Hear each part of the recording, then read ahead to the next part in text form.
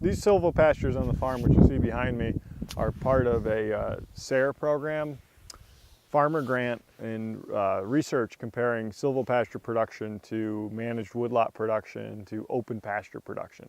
And specifically what I did in these silvopastures was I took a closed canopy forest, which was about 50 years old, made up of hardwoods, pretty much pole size, and I thinned that forest out, leaving the most desirable stems.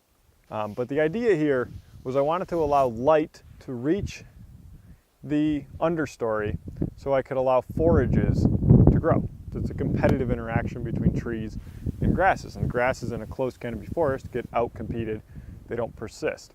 So what I'm trying to do is allow grasses to persist by thinning out my trees. I don't want to remove all the trees, but I want to thin them out so that way there's enough light reaching for the grasses. So I'm trying to balance this number of trees and amount of grasses. The intent of these trees is to produce timber. And so I also selected desirable species for timber. You'll see maples in here, sugar and red maple. You'll see a few birches. You'll see some white ash, and you'll also see a lot of black cherry. Black cherry is a really high value timber species, but it's risky in a silvopasture because it can be toxic to livestock. When the leaves wilt in a black cherry, they're toxic to livestock. And so some livestock are more sensitive than others, but most livestock varieties are sensitive to wilted black cherry leaves. That's a management consideration that I have in these paddocks. When I put livestock in here, I make sure there aren't any large crowns of wilted black cherry leaves. But it's a balance between having a high value timber tree and a potentially toxic hazard to my livestock. And I'm mitigating that by checking the paddocks before I put my livestock in. So this is an area that's representative of what the hardwood silvopastures I showed earlier looked like pre-treatment, pre-harvest, pre-removal of any trees, pre-silvopasture creation. And whenever you're thinking about converting a forest into a silvopasture or a scrubland into a silvopasture, you really want to consider what's there. What do you have to work with? What may be challenging? Which trees do I want to save? Which trees are the ones that I want to continue growing into the future? And which ones do I want to remove? Because remember, I'm trying to remove trees to allow light to reach the understory. And so if we look at some of the trees behind me, these two are actually a pretty good example. You have a white ash tree here, and you have a red maple right behind it.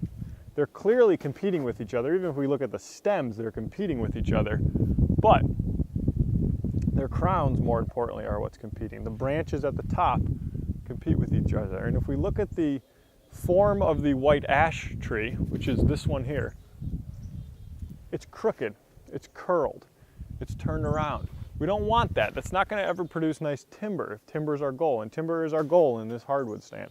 Whereas this red maple has a nice straight stem, a fairly full crown, not any defects along the bole.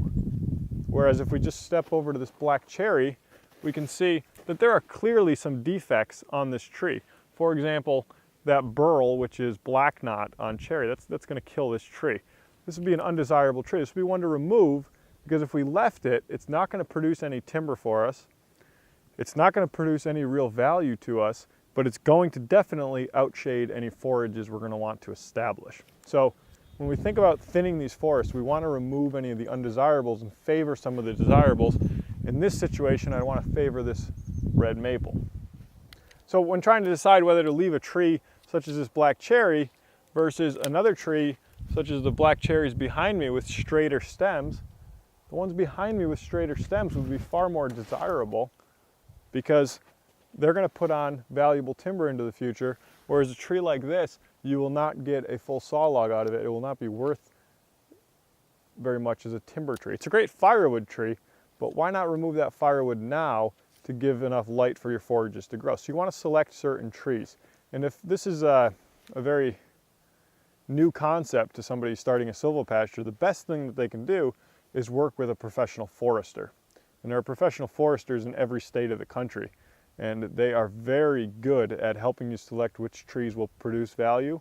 They are very good at knowing how do you remove enough trees to allow light to the understory, but not remove too many trees to be detrimental to the ones you're saving. Additionally, a forester should be able to help a silvopasture practitioner with actually making some money potentially off the timber sale. If the timber here is valuable enough, somebody may want to pay to come and have it removed, as opposed to you, the farmer, spending your time cutting all these trees, which will take a long time. If that's your goal, it will work, but it's going to take you a while, and so that's something to think about.